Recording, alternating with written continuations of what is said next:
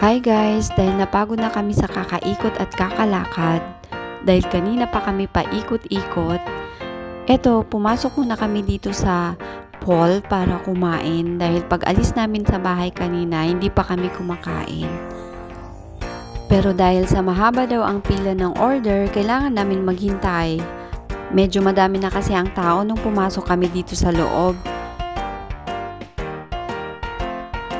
Kaya naman pagkabigay nito sa amin, sinunggaban agad kasi mga gutom na. Lalong-lalo na itong aking malinggit. Kaya naman marami siyang nakain ng bread. Sabi ko nga sa kanya, wag masyado para makakain pa rin siya mamaya. At ito namang si kuya, ang hinahanap ay ang milk tea from boba. Dahil na-miss niya na daw, kaso wala naman sila dito.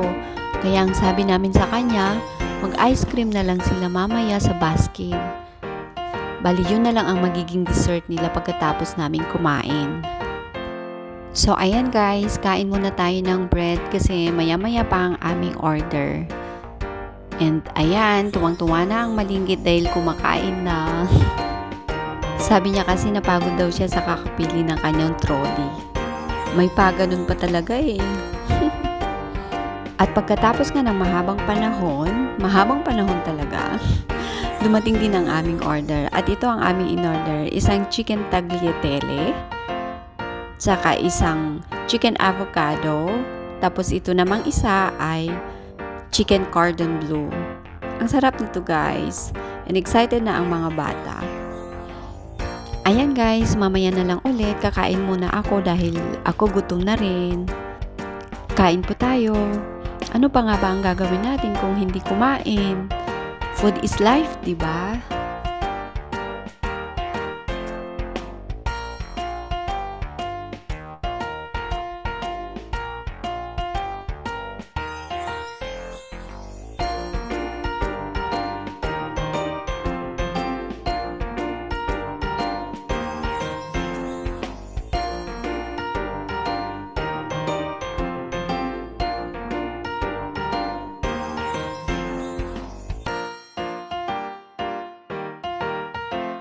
Ayan guys, sobrang sarap ng pagkain kaya hindi namin namalayan, halos maubos namin lahat.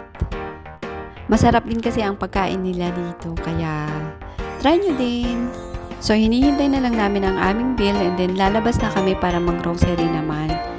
And syempre, hindi mawawala ang aking takeaway na bread kasi masarap ang bread nila dito.